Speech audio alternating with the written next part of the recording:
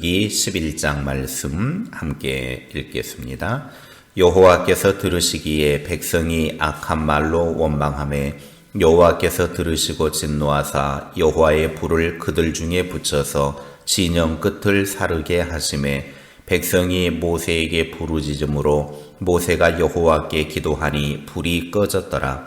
그곳 이름을 다베라라 불렀으니 이는 여호와의 불이 그들 중에 붙은 까닭이었더라. 그들 중에 섞여 사는 다른 인종들이 탐욕을 품음에 이스라엘 자손도 다시 울며 이르되 우리에게 고기를 주어 먹게 하랴.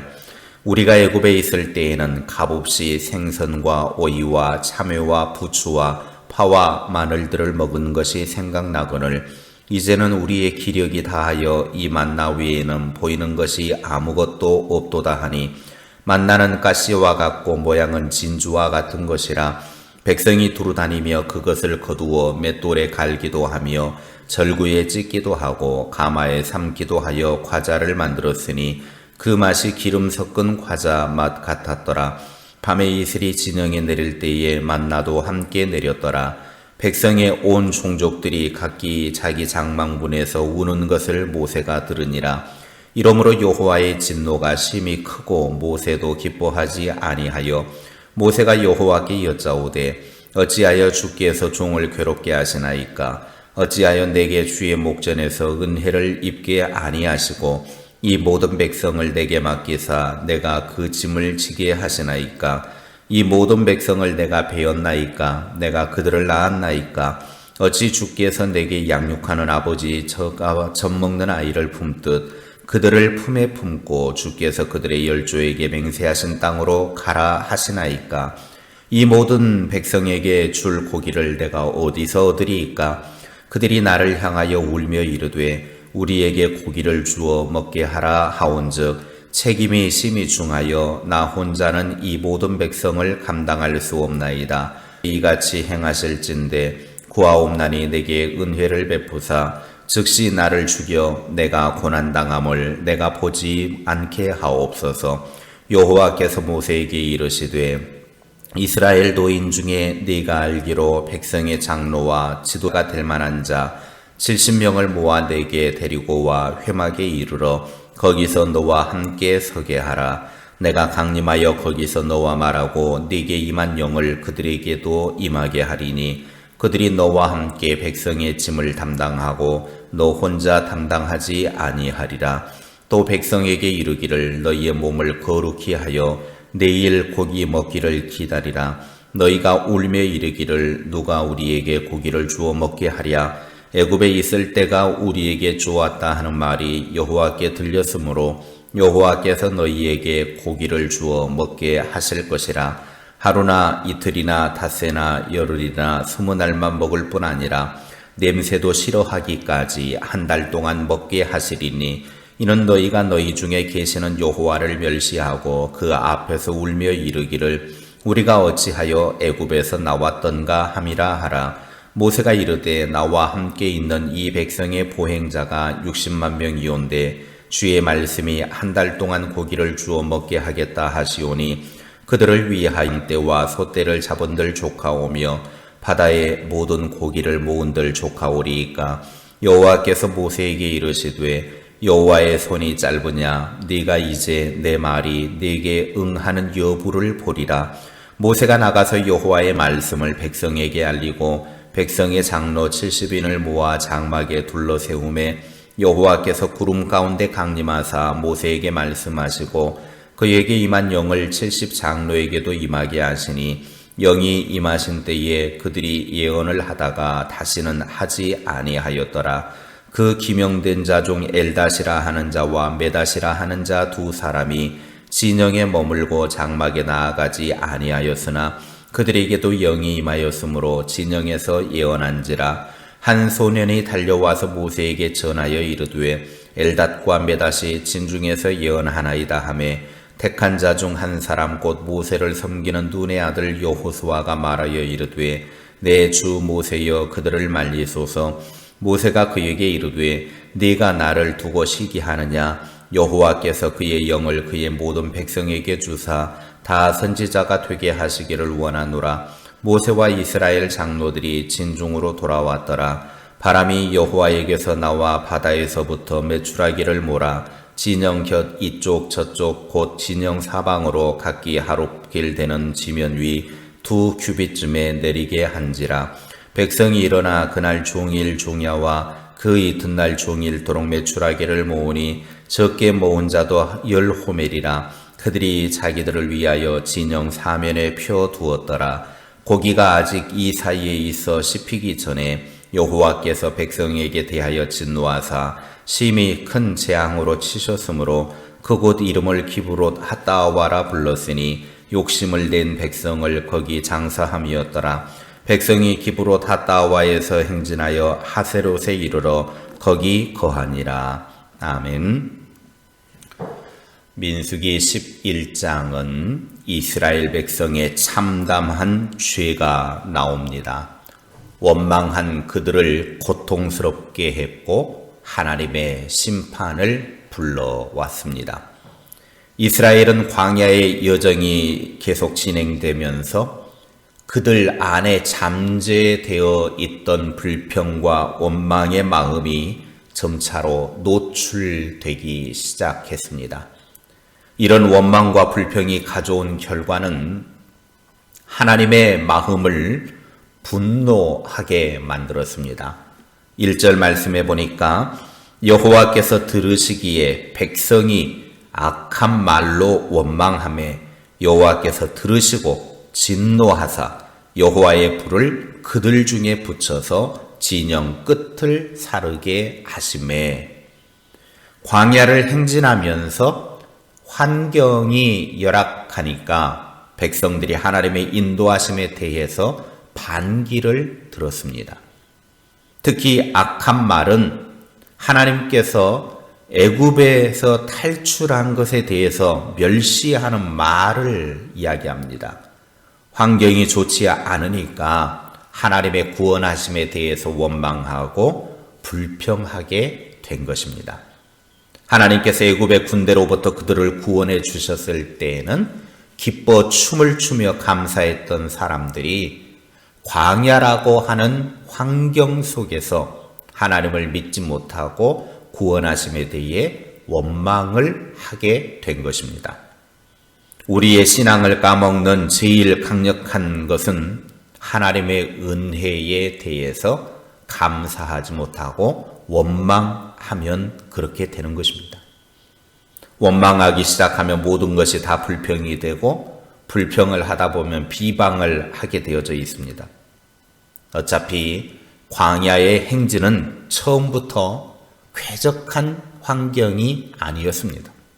광야는 말 그대로 고달픈 곳입니다. 언제 죽음의 위협이 올지 모르는 곳이 광야입니다. 그런 곳에서 좋은 것을 바랐다면 그 생각 자체가 잘못된 것입니다. 이 광야의 험악한 터널을 지나야만 가나안이라고 하는 하나님께서 예비하신 지상 낙원이 기다리고 있습니다. 혹시 지금 광야의 길을 걷고 있습니까? 어차피 이 길을 지나가야 약속의 가나안을 소유할 수 있음을 믿고 하나님께 감사하며 나아갈 수 있기를 바랍니다. 이 고난과 역경이 크면 클수록 그 후에 지는 가나안이 더 소중하고 값어치가 있다라고 하는 사실을 믿으시기 바랍니다.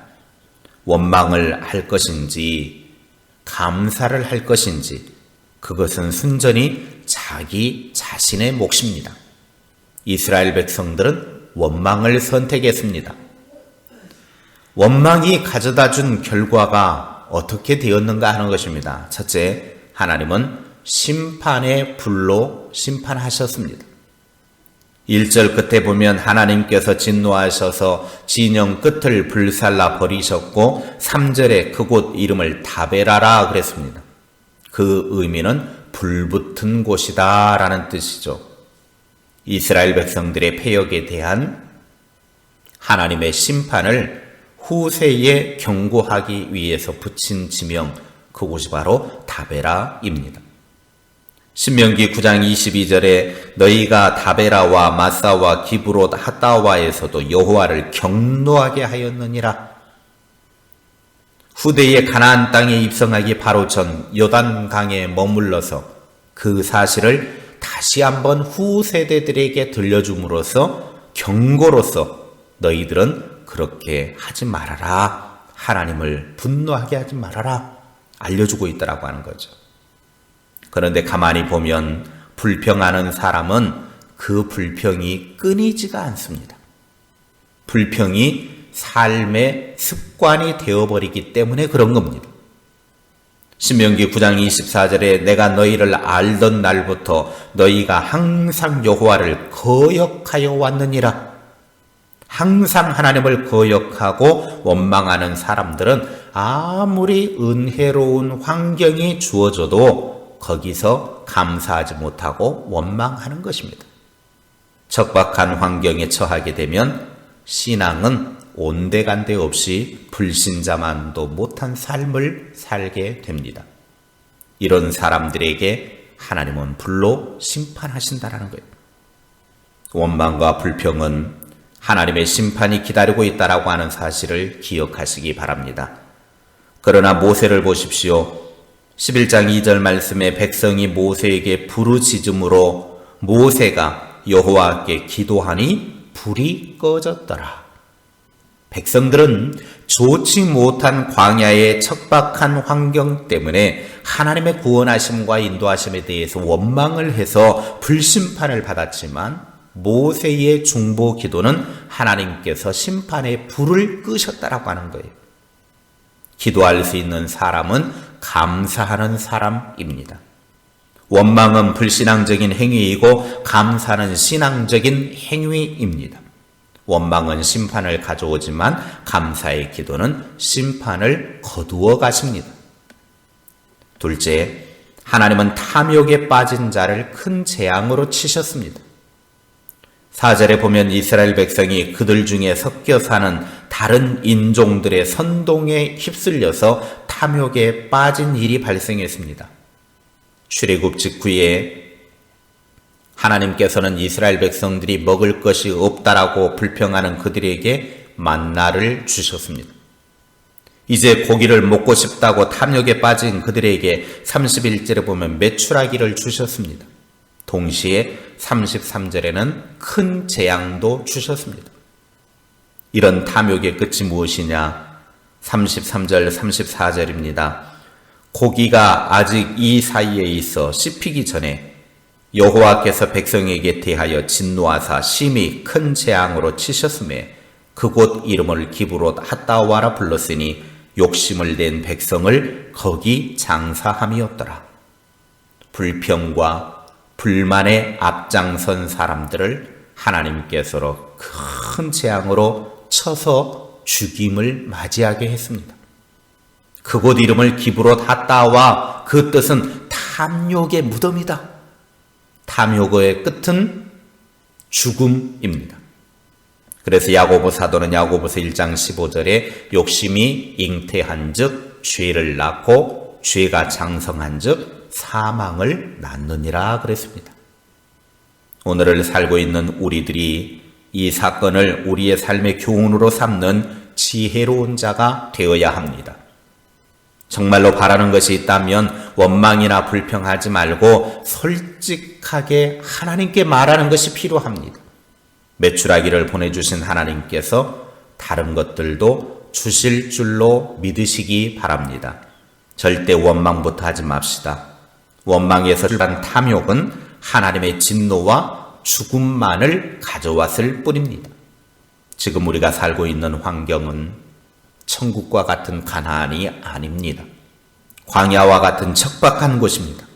이곳에서 하나님께 감사로 나아갑시다. 조금만 참고 인내로 하나님을 의지하며 영적인 가나안을 소망하며 나아갑시다. 불평하는 마음과 원망하는 혀를 버리고 하나님을 믿고 매일의 삶을 감사로 살아가는 하나님의 사람들이 되시기를 주님의 이름으로 축복합니다. 기도하겠습니다.